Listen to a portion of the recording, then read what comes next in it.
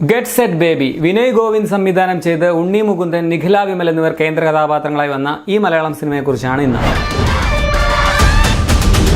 Mail ഗൈനക്കോളജിസ്റ്റായ Arjun Balakrishnan എങ്ങനെ തന്റെ മേഖലയിൽ പ്രശസ്തനായി മാറി എന്നുള്ളതും തുടർന്നുള്ള അയാളുടെ ജീവിതവുമൊക്കെയാണ് ഈ സിനിമ പറയുന്നത്. കുടുംബ പ്രേക്ഷകർക്ക് താല്പര്യം തോന്നുന്ന വിധത്തിൽ ഒരു ഫീൽ ഗുഡ് ഫാമിലി ഡ്രാമയായിട്ടാണ് പടം ഒരുക്കിയിട്ടുള്ളത്. ഫസ്റ്റ് ഹാഫിൽ പ്രത്യേകിച്ച് ആദ്യത്തെ ആ ഒരു മണിക്കൂർ ഇൻട്രസ്റ്റിംഗ് ആയിരുന്നു. പിന്നെ പടം സ്ഥിരം കാഴ്ചകളായി മാറി. ആദ്യം ഞാൻ ഈ സിനിമ ഹിന്ദി ചിത്രം വിക്കി ഡോണറിന്റെ റീമേക്ക് ആണെന്നാണ് കേട്ടത്. പിന്നെ ട്രെയിലർ വന്നപ്പോൾ ഗൈനക്കോളജിസ്റ്റ് ആയിട്ട് നായകനെ കണ്ടപ്പോൾ ആയുഷ്മാൻ ഖുറാന തന്നെ നായകനായിട്ട് വന്ന ഡോക്ടർ ജി എന്ന് പറഞ്ഞ സിനിമയുടെ റീമേക്ക് ആണെന്ന് വിചാരിച്ചു. പക്ഷേ ഇത് അതൊന്നുമല്ല. നായകൻ ഗൈനക്കോളജിസ്റ്റ് ആണെന്നുള്ള ഒരു സാമ്യം മാത്രമേ ആ പടത്തിൽ നിന്നുള്ളൂ. ഇത് തികച്ചും ഡിഫറെന്റ് ആയിട്ടുള്ള ഒരു കഥയാണ് പറയുന്നത്. പെർഫോമൻസ് പറഞ്ഞാൽ ഉണ്ണിമുകുന്ദൻ തന്നെയാണ് ആദ്യം പറയാനുള്ളത്. മാർക്കോയുടെ വിജയം നൽകിയ ഒരു ബ്രൂട്ടൽ വയലന്റ് ആക്ഷൻ ഹീറോ ഇമേജിൽ നിന്നും തികച്ചും ഡിഫറെന്റ് ആയിട്ടുള്ള ഒരു ക്യാരക്ടറാണ് ഇതിൽ ഉണ്ണിമുകുന്ദനുള്ളത്. വളരെ സോഫ്റ്റ് ആയിട്ടുള്ള ഇമോഷണൽ ആയിട്ടുള്ള ഒരു ക്യാരക്ടറിൽ നിന്ന് തുടങ്ങി പുള്ളിയുടെ പ്രണയം, ആത്മാർത്ഥത, പിന്നെ ഉണ്ടാകുന്ന കുറച്ച് സാർത്ഥത, തിരിച്ചറിയൽ, അതെല്ലാം കൈയടക്കത്തോടെ തന്നെ ഉണ്ണിമുകുന്ദൻ ചെയ്തിട്ടുണ്ട്. പ്രത്യേകിച്ച് ഇമോഷണൽ പോർഷനൊക്കെ പുള്ളി മറ്റാരെക്കാളും മികച്ചു നിന്നു എന്ന് തന്നെ പറയണം. സ്വാതി എന്ന നായിക റോളിൽ നിഖില വിമലും നൈസായിരുന്നു. ഉണ്ണി മുകുന്ദൻ നിഖില കോംബോ വളരെ ഫ്രഷ് ആയിട്ടും അവർ തമ്മിലുള്ള കെമിസ്ട്രി വളരെ മികച്ചതായിട്ടും തോന്നി. ഇമോഷണൽ പോർഷനുകളിൽ ചിലയിടത്ത്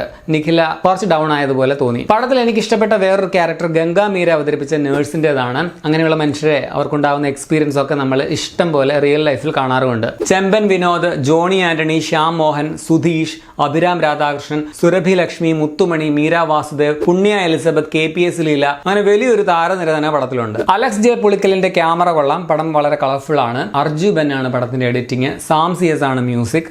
പാട്ടുകൾക്ക് വലിയ പ്രത്യേകത ഒന്നും തോന്നിയില്ല. ഒരു ഓക്കേഷ് ഫീൽ ആയിരുന്നു.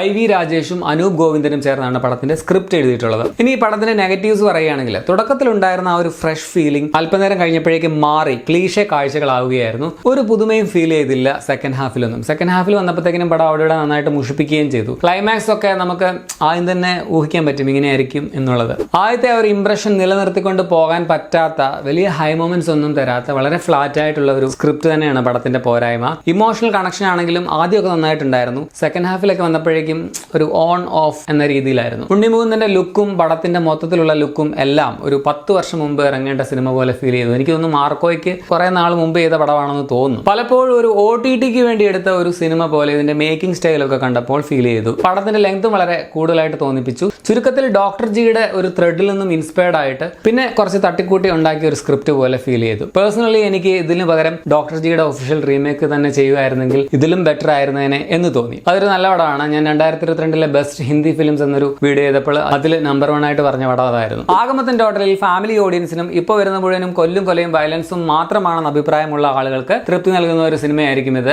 എനിക്ക് പേഴ്സണലി ഒരു ബിലോ ആവറേജിനും ഇടയ്ക്ക് നിൽക്കുന്ന പോലെയാണ് ഈ പടം ഫീൽ ചെയ്തത്. Nothing new to offer. 2 മണിക്കൂർ 17 മിനിറ്റാണ് സിനിമയുടെ റൺ ടൈം. അപ്പോൾ നിങ്ങൾ ഈ സിനിമ കണ്ടുള്ളവരാണ് നിങ്ങളുടെ അഭിപ്രായം കമന്റിൽ രേഖപ്പെടുത്തുമല്ലോ. ബൈ ദ ബൈ, ഈ ഫാമിലി ഫീൽ ഗുഡ് മൂവി എന്ന് പറയുന്നത് ഇപ്പോൾ ഗർഭപ്രസവ സിനിമകൾ മാത്രമായി മാറുകയാണോ എന്നൊരു ഡൗട്ട് ഉണ്ട്. ഇപ്പൊ കഴിഞ്ഞ വർഷം വിശേഷം എന്ന സിനിമയിൽ നിന്നും തുടങ്ങിയ ഒരു വിശേഷമാണ്. ഇപ്പൊ ഈ വർഷം തന്നെ ജനുവരിയിൽ എന്നൊരു സിനിമ വന്നു. പിന്നെ അൻബോർഡ് കൺമണി. ഇപ്പൊ ഫെബ്രുവരിയിൽ ഗെറ്റ് സെറ്റ് ബേബി. ഇനിയിപ്പോ മാർച്ചിലും എന്തെങ്കിലും ഗർഭപ്രസവ ഇത്തരത്തിലുള്ള സിനിമ ഉണ്ടാകുമോ എന്നറിയില്ല. എന്തായാലും ഈ ഗർഭപ്രസവ ചിത്രങ്ങൾ ഒരു സെപ്പറേറ്റ് ജോണറായിട്ട് മലയാളത്തിൽ മാറിയിരിക്കുകയാണെന്ന് തോന്നുന്നു. അതാണ് മലയാള സിനിമയുടെ പുതിയ വിശേഷം.